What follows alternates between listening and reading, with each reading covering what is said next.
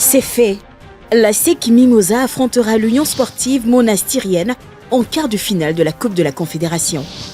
Après avoir dominé le groupe B, non sans difficulté, les Mimos ont une autre étape à franchir dans leur quête d'un sacre continental. Mais les hommes de Julien Chevalier ont-ils les armes pour atteindre les demi-finales? Les consultants ANC eSport, Patrick Guité et Nasser Idi, se prononcent.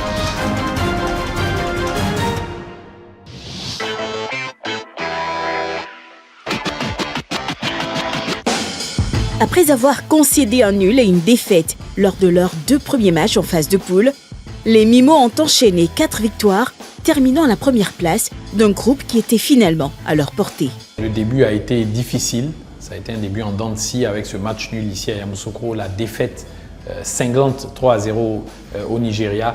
Et puis derrière, la machine s'est lancée. C'est une équipe solide, cohérente tout simplement, qui a fait face donc, à ses adversaires dans un groupe qui pour moi n'était pas très relevé. Mais le plus important était de se qualifier pour se remettre dans le sens de la marche sur le continent. Mercredi 5 avril, le Caire en Égypte. Tirage au sort de la Coupe de la Confédération. US Manastati, ASEC Mimosa. La SEC Mimosa connaît désormais son adversaire. C'est une bonne équipe qui est vice-championne de Tunisie. La SEC va affronter une équipe qui était susceptible d'être première. Donc ça va être compliqué pour les Mimosas, mais je pense que l'US Monastir a également des failles.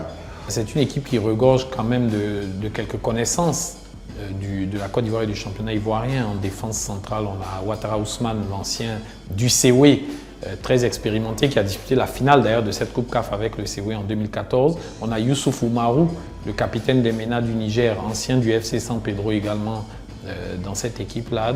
C'est une équipe qui prend des buts également, même si elle en marque un peu plus. Mais il ne faut pas se faire peur non plus, ce n'est pas un foudre de guerre. Si les jaunes et noirs dominent la Ligue 1 Lonassi, ce n'est pas le cas des Monstériens qui pointent à la 3e place de l'élite tunisienne. Hier, les Mimos ont dominé l'Is de Sassandra sur la plus petite des marges dans le cadre de la 23e journée du championnat ivoirien. Au même moment, l'US Monastir accrochait l'Espérance de Tunis sur sa pelouse, 1 but partout. Cela suffit-il à placer les Mimos comme favoris de ce quart de finale de la Coupe de la Confédération? La SEC a les moyens de se qualifier.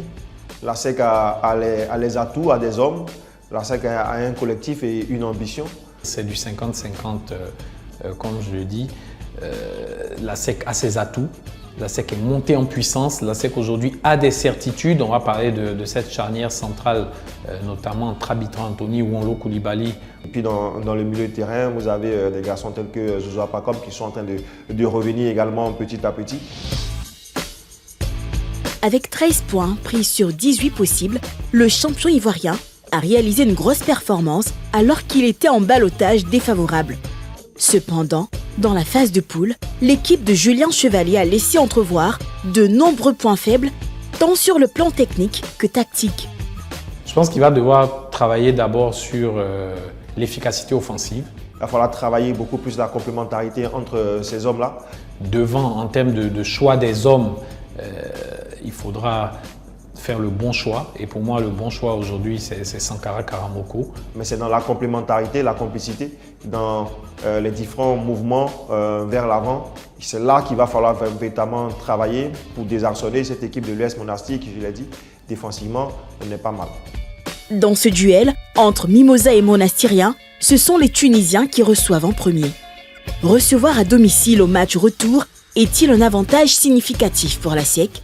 On a tous prié pour que la SEC termine première de cette poule pour recevoir au match retour, parce que forcément, à domicile, on a davantage de repères, des repères géographiques, des repères au niveau de la température. Vous avez votre public qui est là, vous avez un terrain que vous connaissez, même si bon, la SEC va se déplacer pour la première fois du côté de Bouaké.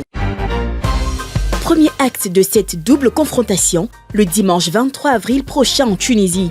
Les deux équipes se retrouveront une semaine plus tard à Bouaké pour le match retour. Alors messieurs, un pronostic?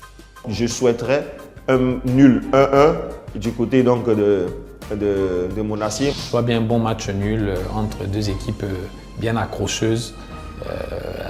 Pas plus que 1-1 pour moi, 0-0 ou 1-1.